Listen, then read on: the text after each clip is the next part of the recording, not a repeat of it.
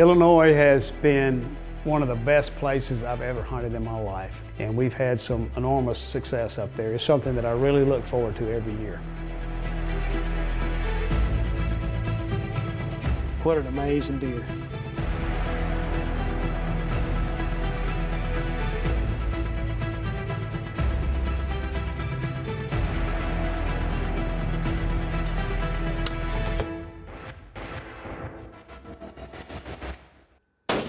McWhorter Custom Rifles presents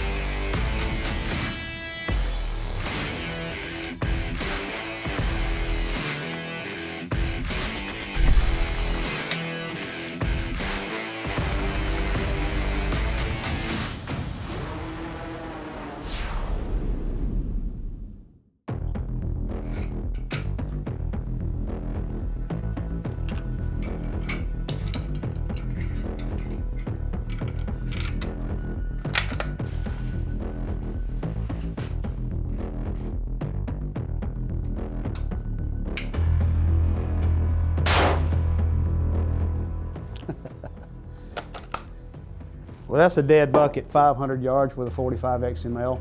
Welcome back, folks. This week I'm headed to the big buck state of Illinois.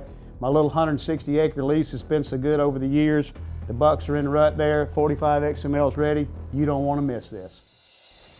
Precision Hunting TV is brought to you by McWhorter Custom Rifles, Macmillan Fiberglass Stocks, Swarovski Optique, Hornady Ammunition, and Borden Accuracy.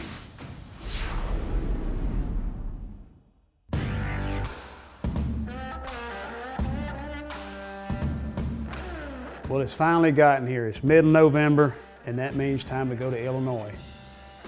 Illinois has been one of the best places I've ever hunted in my life. My best friend in the world, Mike Servich, we've been friends for 45 years. If you can put up with me for 45 years, you deserve an award. He and I have had this area up in Illinois, some places leased up there for 11 or 12 years now. And we've had some enormous success up there. It's something that I really look forward to every year.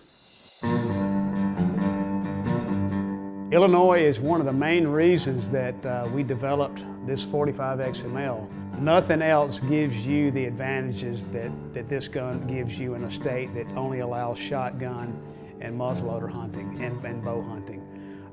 The 45 XML has been responsible for several big bucks in this state.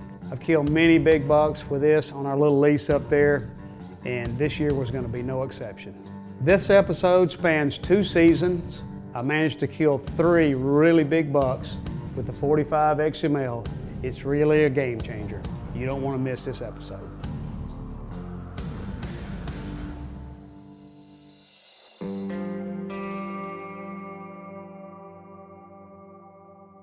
So Illinois is a little different deal. No baiting, no feeding. So you're putting out cameras, you're trying to get surveillance, and it's a lot harder than in a state that you can feed and bait, and because you're going to get pictures over a bait pile. Nonetheless, we got pictures of several really good deer. One deer that I had passed up the previous season. The previous season he had been a big 5x5. This year he was a big 5x4. He was missing a brow tine, and he was just an old deer, 8.5-year-old deer, huge body, and that was the deer that I was going to be after on this first hunt. My main area that I hunt in Illinois, it's a huge ag field surrounded by woodlands. The back of it is a south-facing cedar slope that rolls down into a CRP that's off our property, but that's the main bedding area. The back area of this is a 5-acre section that is usually soybeans or corn, and so we leave crop back there for these deer. There's no way to get in there in the mornings amongst deer. There's no way to get out in the evening amongst deer, so I go in the day before the season usually and spend the night in the blind so that I can wake up first thing in the morning looking at whatever's decided to show up.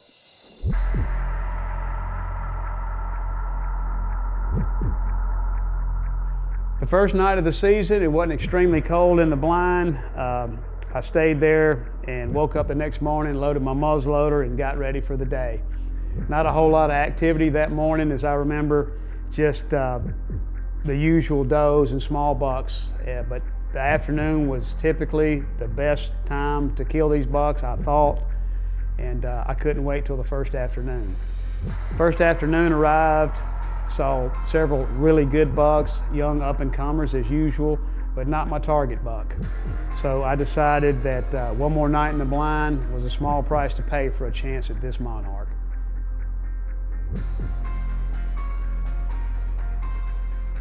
This morning was particularly slow. Didn't see much at all, but I knew that second afternoon I was going to have a good chance at seeing my target buck.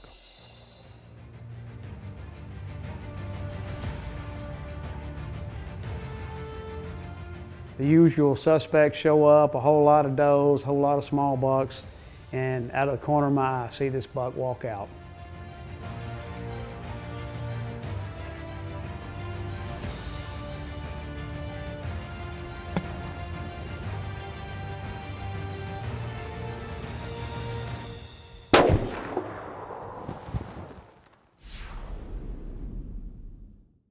This segment is brought to you by Board & Accuracy, makers of the most accurate custom hunting actions on the market. Manufactured in the USA to true bench rest tolerances. Board & Accuracy equals success. And out of the corner of my eye, I see this buck walk out. I know it's him. I make sure the camera's on him. I get the 45 XML on the window, get my sticks behind him, get the Armageddon bag just right on the window, put it on the point of the shoulder, squeeze the trigger, and he drops like a rock.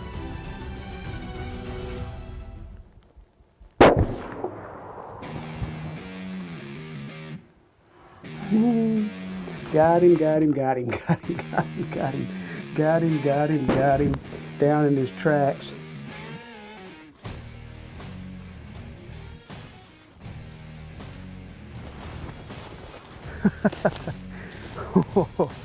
Whoo, boy, what a buck. Look at the mass, look at the beams. Another big Illinois trophy buck. Had a chance to kill him last year, and for some reason I didn't. Then I wished I had, and just glad to see he made yet another winner and gave me this great opportunity. 180 yards, put it right on the point of his shoulder, and he went down his tracks. Just what a magnificent animal. What a absolute beautiful, beautiful old monarch here in our little lease here in Illinois.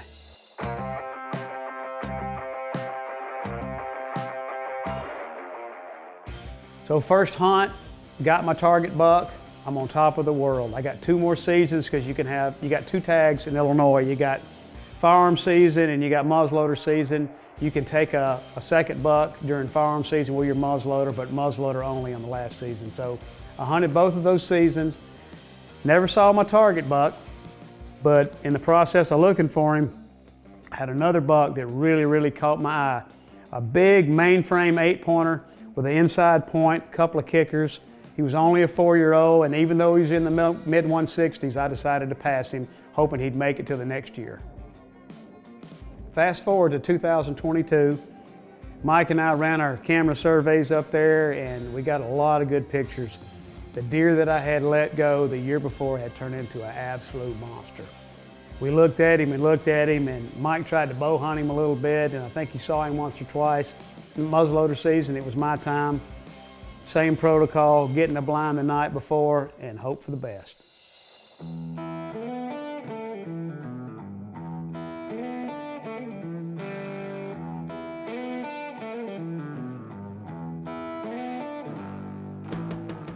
So this first season, first 2 days were not really eventful. Just saw small bucks, a few does, not near as many deer as we had normally seen. And by the 3rd day, I was getting really, really uptight about whether this buck was still alive, because we've only got a 160-acre lease there, and everybody's hunting all around us. But When I woke up that morning, I just had a good feeling. And I got all the windows clear. It had gotten down to about 8 degrees that night, very, very cold in that blind. And as the sun started to come up and the light started to come up, 10 minutes after shooting light, I see this buck walk out directly from the east.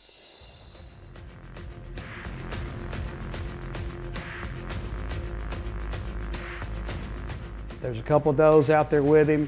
I verified it's him. I'm in there by myself, no cameraman on this trip.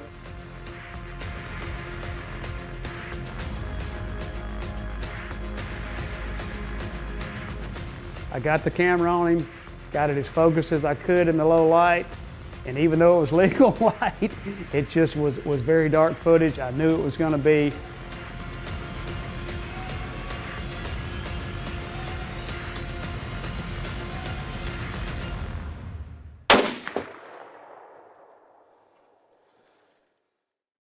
Precision Hunting TV is also brought to you by Rack 'em Up Roasted Feeds, Rudy's Country Store and Barbecue, Surge Pro by Biofac Crop Care, Armageddon Gear, Gun Foam, Metal Spinning Targets, and Mesquite Creek Taxidermy.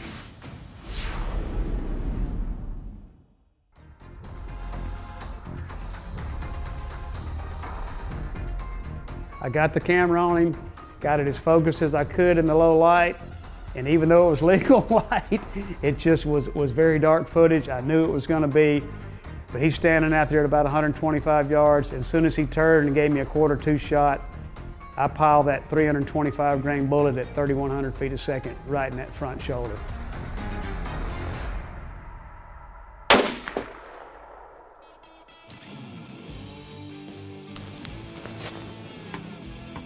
Well, that wasn't much for footage, and I'm sorry folks, but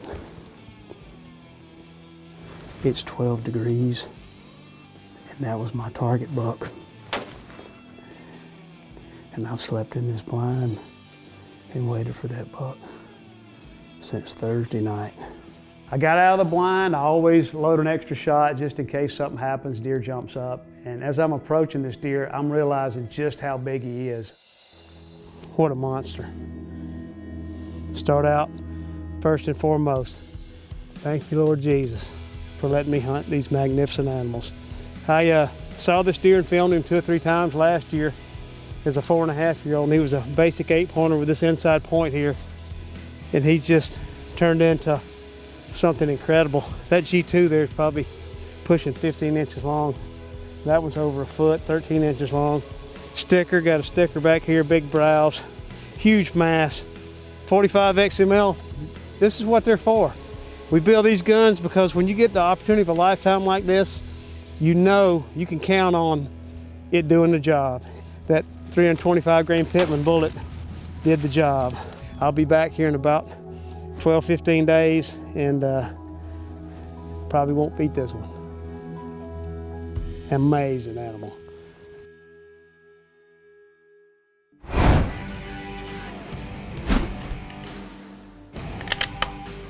Welcome back, folks. Today we're going to talk about scope reticles and how they're often overlooked, the many uses that they have. So everybody knows what the reticle is. That's your crosshair or your crosshair system in your scope.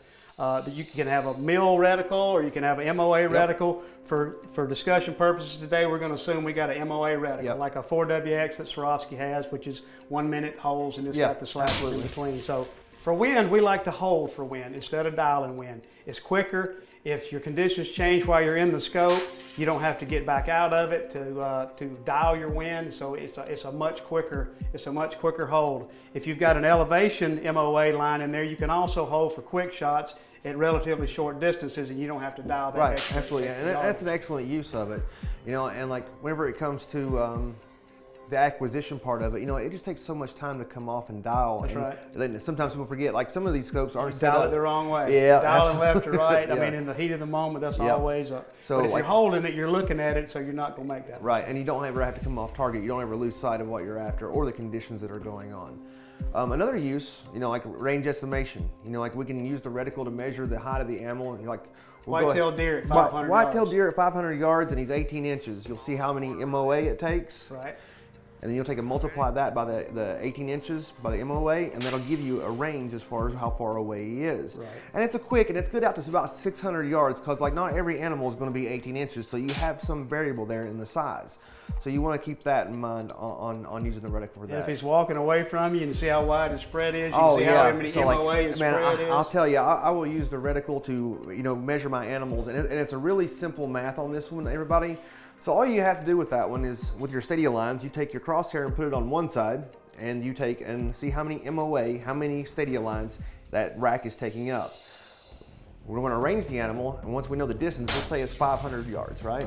And he's taking up 6 MOA. And this is a really big whitetail deer at this point, because that's a 30-inch spread. So if I was to take and go out to 800 yards, and he takes up 3.5 MOA. So 3.5, 24, and then put another 4 inches, so that's 28-inch spread on that animal. So I'm going to tell you that point. What's that over, Keith? And then I'm shooting. Yeah. 28-inch spread. Have me look the other way. If I'm in the blind, I'm shooting. And so the other thing that you can do is calculating the lead for a follow-up shot. We don't ever teach in this course that to shoot a moving animal. Like it's just not ethical. There's a lot of variables there that can go on. Right. But when you make a shot and the animal is wounded and you do a quick follow-up, you can take the reticle and put it on the chest and count 1001 by how far he moves, his chest moves, how many minutes of angle he moves. That's going to be my lead on the opposite side of the reticle to hold for that shot. Yeah, and it is a quick and efficient system, but this is stuff that we cover in the school in depth, and people get to practice this. So it is really a really beneficial. The right reticle is very beneficial. Yes, sir. There you go, folks. I bet you didn't know you could use your reticle for that many things, but that's your True Precision tip of the day, brought to you by Allan And Keith. McWhorter Custom Rifles. Precision Hunting TV is also brought to you by McWhorter True Precision Long Range Hunting and Shooting School, Tacticam, Leo Photo USA, Sig Sauer, Trigger Tech, Brux Barrels, and Hawkins Precision.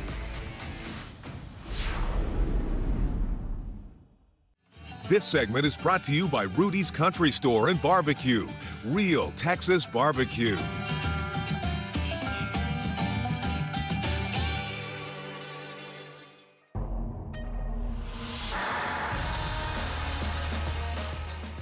On the second hunt, things took a little turn. Denise and I had gotten sick. Darren, our cameraman, had gotten sick earlier. He had recuperated a little bit better than she and I had, but she consented to just, instead of staying in that blind at almost single digits that night, she decided that she would take us out there and drop Darren and I off in our blind, drove all the way to the blind and dropped us off about 2.5 hours before daylight. This is an agricultural field. A lot of times the farmers are coming there at night to combine and do whatever, and the deer are kind of used to that.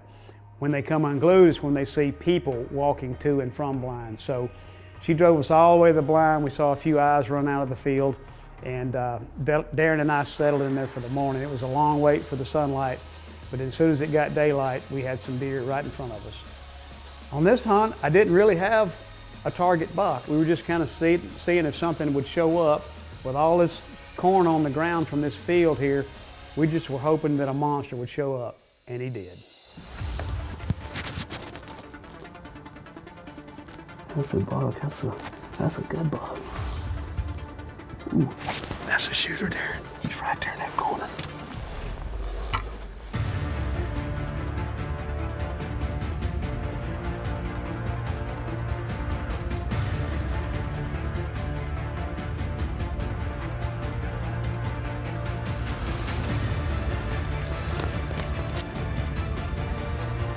Down on 200. Ready? You got him?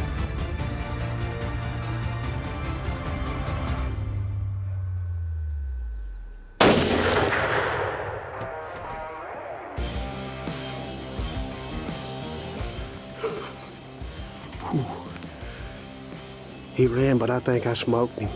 He was 200, a little quartered. He's a giant. He's a giant. Oh, good googly moogly. Never seen that deer before.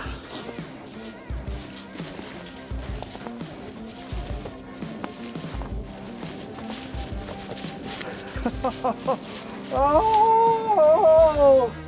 Oh! Oh! Well, this is what you live for, you know. Besides God and your family, these big bucks just have always just driven me, period. Just what a monster. And it's the reason that we have made these guns, period. That's just, the 45 XML is just amazing, and it's something that you can depend on when an animal like this comes out. That 325 grain Pittman bullet just ate his lunch. A Mega Giant, I mean, just a mainframe 6x6 with a couple of stickers, and amazing, and never saw this deer before. Just, I'm so blessed. I'm just so blessed. Thank you, Lord Jesus, for letting me hunt these magnificent animals. I never get tired of it. This little place in Illinois that my best friend in the world and I have hunted for so long, we had more acres to begin with. Now we're down to 160 acres on this one place here. 290-inch deer in the same year off the same farm. What a blessing, what a dream. And the 45 XML made both those dreams come true. That's why we make the 45 XML muzzleloader.